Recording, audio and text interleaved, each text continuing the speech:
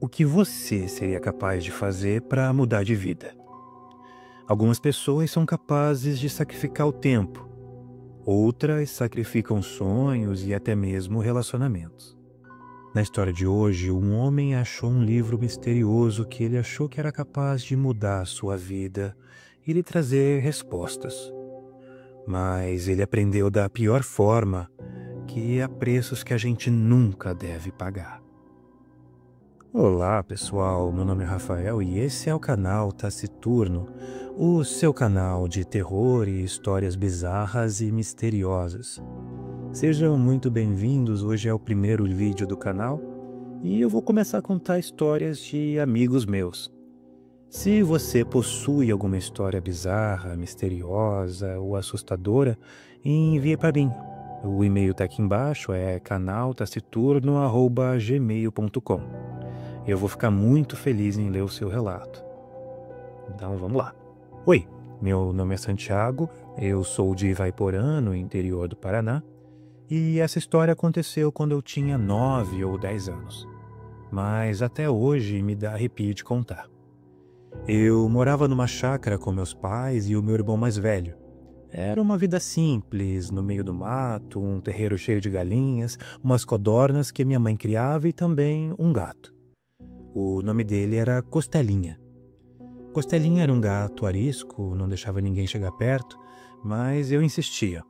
Às vezes, antes de ir para a escola, eu acordava mais cedo só para tentar brincar com ele.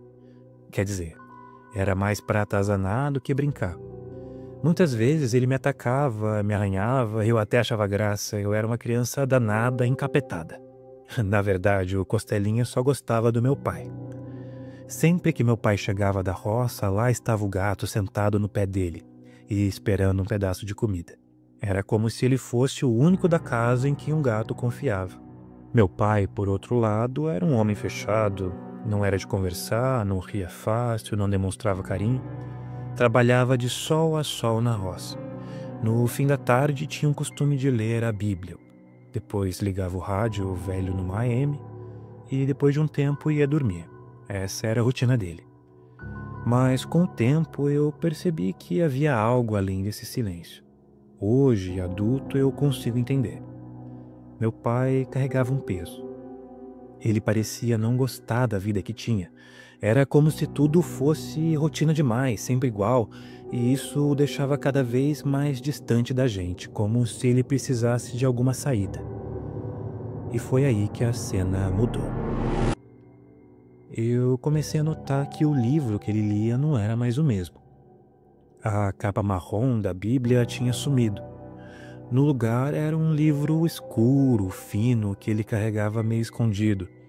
Eu até quis perguntar o que era, mas a cara dele me assustava e eu nunca tive coragem. Eu pensei que fosse só uma edição nova ou algum presente, mas com o tempo eu comecei a perceber outra coisa. O meu pai estava mudando junto com a leitura do livro. Ele, que já era quieto, ficou ainda mais calado. Ele parecia mais irritado que o normal, mesmo sem motivo. O olhar dele antes sério ficou pesado, distante. Hoje, olhando para trás, eu consigo perceber. Aquele livro estava transformando meu pai. E foi nessa época que o Costelinha desapareceu. Primeiro, um dia sem aparecer. Depois 2. No terceiro dia eu comecei a me preocupar. Saí de bicicleta, pedalei pela cidade toda. E olha que o município onde morávamos era minúsculo, não tinha nem 3.000 habitantes. Eu passei pelas ruas de terra, perguntei para vizinhos, olhei debaixo de cercas, nos quintais e nada. Minha mãe me disse que talvez ele tivesse fugido ou sido atropelado. E pensar nisso me deixava muito triste, por mais mal educado que esse gato fosse, eu gostava dele. E o Costelinha simplesmente tinha sumido do mapa. Logo após isso, meu pai um dia não levantou para ir para a roça. Depois não saiu mais da cama.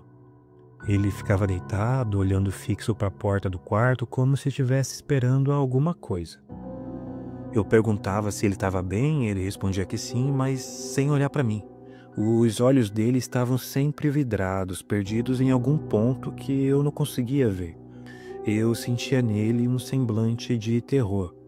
Era como se houvesse algo dentro daquele quarto. Algo que só ele conseguia enxergar. Mas que ele não podia fazer nada a respeito, apenas olhar.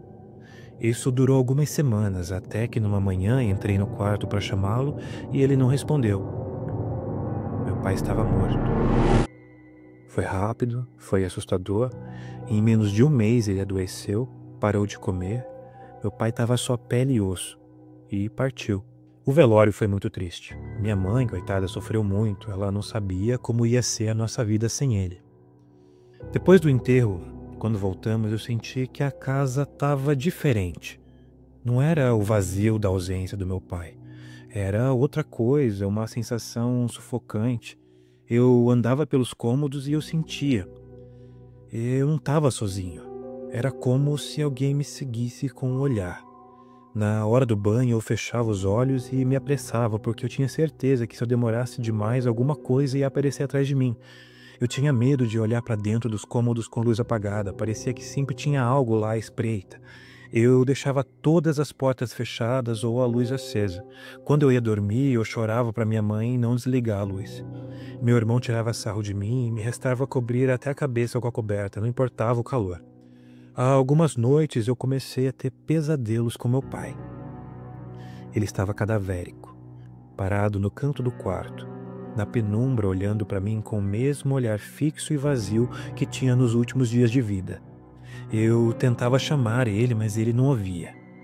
A sensação foi crescendo, o medo não passava. Até que um dia, numa missa, o padre falou que quando tivéssemos medo, deveríamos ler o Salmo 91 para pedir proteção. Eu corri para casa decidido, peguei a Bíblia na sala, mas aí alguma coisa aconteceu. Eu não sei explicar, mas algo me puxava a procurar o outro livro, o escuro, aquele que meu pai andava lendo antes de morrer. Eu revirei as coisas dele, procurei em gavetas, armários, até que em cima do guarda-roupa eu encontrei. E realmente não era uma Bíblia. Era o livro de São Cipriano. O livro de São Cipriano da capa preta. Eu era só uma criança na época, eu não entendia direito. Mas eu lembro que abri e logo nas primeiras páginas tinha algo escrito. Orações, rituais, feitiços, eu não sei como definir. Um deles me fez gelar por dentro. Falava sobre ganhar o poder de ficar invisível. E o preço era uma vida. A vida de um gato. Dentro do livro havia um embrulho pequeno, um saquinho de pano. Quando eu toquei, eu senti que haviam ossos pequenos ali. O contato produziu um som seco, um estalo curto como um chocalho que nunca mais saiu da minha cabeça. O texto explicava que, diante de um espelho, aquele fragmento poderia fazer a imagem de uma pessoa desaparecer. Não havia muitas explicações, só palavras que deixavam claro que aquele objeto era a chave entre o que se vê e o que permanece oculto. Naquele instante, como um quebra-cabeça, todas as peças se encaixaram. O gato que sumiu, a mudança no comportamento do meu pai, o olhar vazio. Eu tive a sensação horrível de que meu pai tinha seguido aquelas palavras à risca e que, de algum jeito que a minha cabeça não podia entender na hora, aquilo havia funcionado. Talvez não da forma que ele pensava.